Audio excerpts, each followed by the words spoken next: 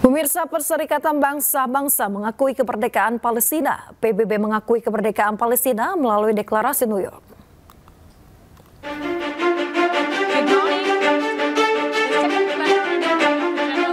Majelis Umum Perserikatan Bangsa-Bangsa mengakui Palestina sebagai negara merdeka pada Jumat 12 September 2025.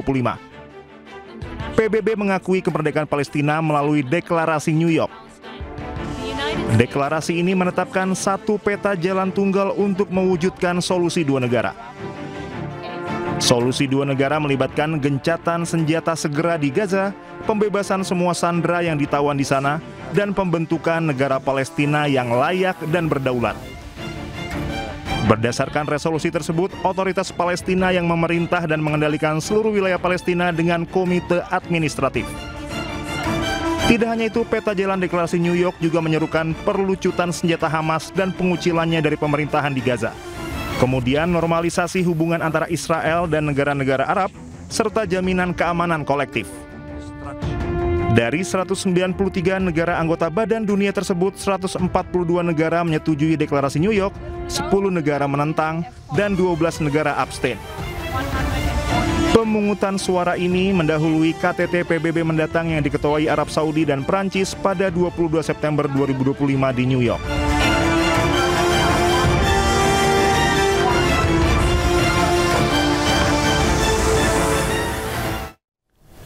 Pemirsa, para pejabat negara Arab dan Islam mendesak adanya tindakan yang lebih tegas terhadap Israel pasca serangan ke Qatar pada Selasa pekan lalu. Adapun Liga Arab menyebut Israel leluasa menyerang negara di sekitarnya karena adanya pembiaran.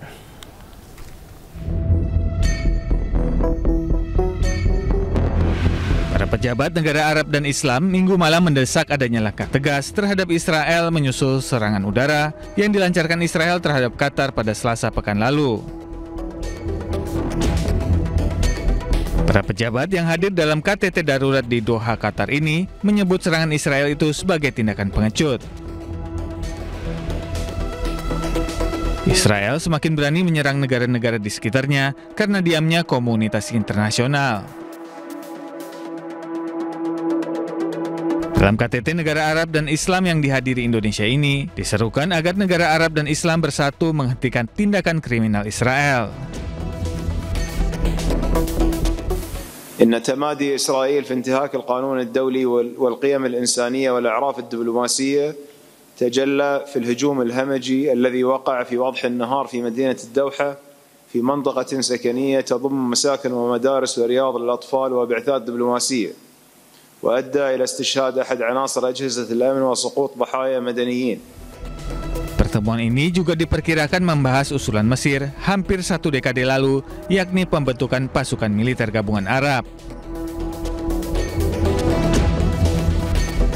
Pemirsa, sejumlah kapal dari Global Summit Flotilla berangkat dari pelabuhan Bizerte di Tunisia Utara pada hari Minggu.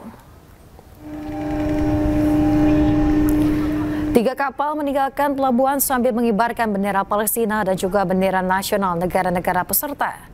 Komite Internasional untuk Mematahkan Pengepungan di Gaza mengonfirmasi keberangkatan tersebut.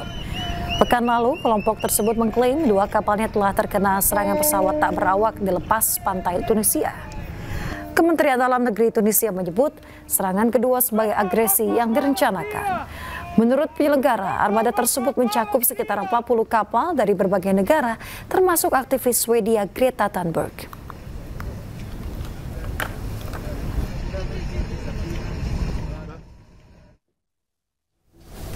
Pemirsa, ribuan demonstran di Groningen, Belanda memprotes keterlibatan pemerintah dalam genosida di Gaza, Palestina.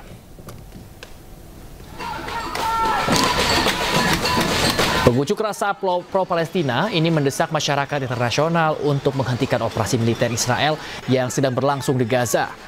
Para aktivis ini mengkritik kurangnya tindakan pemerintah Belanda terhadap Israel dan menuduh pemerintahnya terlibat dalam genosida.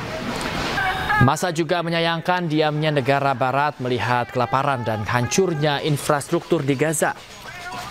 Operasi militer Israel di Gaza telah menewaskan lebih dari 64.800 orang dan melukai lebih dari 164.600 lainnya.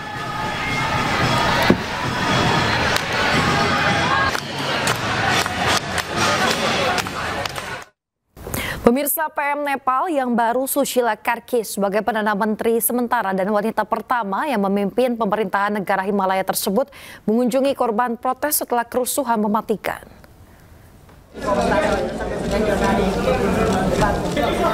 Pemirsa, Perdana Menteri sementara Nepal yang baru dilantik Sushila Karki mengunjungi para pengunjuk rasa yang terluka di rumah sakit di Kathmandu pada Sabtu waktu setempat. Para korban akibat protes berujung kerusuhan menyebabkan runtuhnya pemerintahan dan juga menewaskan sedikitnya 51 orang. Sushila Karki adalah tokoh populer di Nepal yang menjabat sebagai satu-satunya kepala hakim perempuan pada tahun 2016 dan 2017 silam. Karki dilantik oleh Presiden pada hari Jumat lalu dalam sebuah upacara kecil di kediaman Presiden dan disiarkan di televisi pemerintah.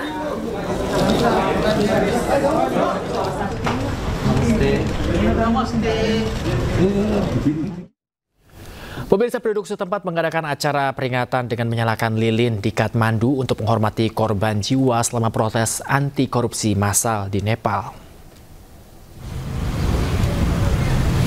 Mereka menuliskan jalanan dengan kapur dan mengelilingi tempat peringatan, menyalakan lilin dan meletakkannya sebagai penghormatan kepada para korban.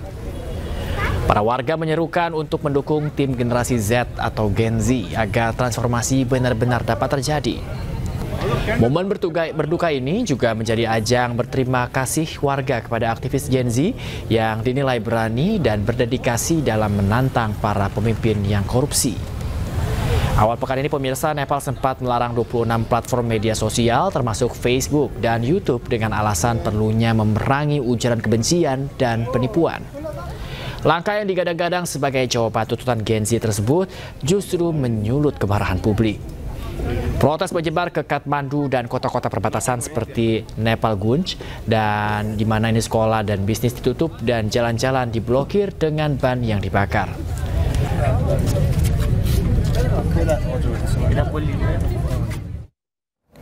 Pemirsa, warga Provinsi Punjab, Pakistan masih memulihkan diri dari dampak banjir dahsyat yang melanda wilayah tersebut baru-baru ini. Banjir tersebut disebabkan oleh hujan deras yang menyebabkan rumah dan tempat ibadah terendam banjir. Akibat insiden ini, penduduk desa juga harus mengarungi air dalam melakukan aktivitas mereka. Mereka mengeluhkan lambatnya respon pemerintah yang memakan waktu hampir seminggu dalam menangani bencana ini. Para korban terdampak pun harus meninggalkan rumah mereka tanpa membawa barang apapun. Tercatat sedikitnya 2,4 juta orang dan 1,9 juta ternak telah dievakuasi dengan selamat dari daerah yang dilanda banjir di seluruh Punjab.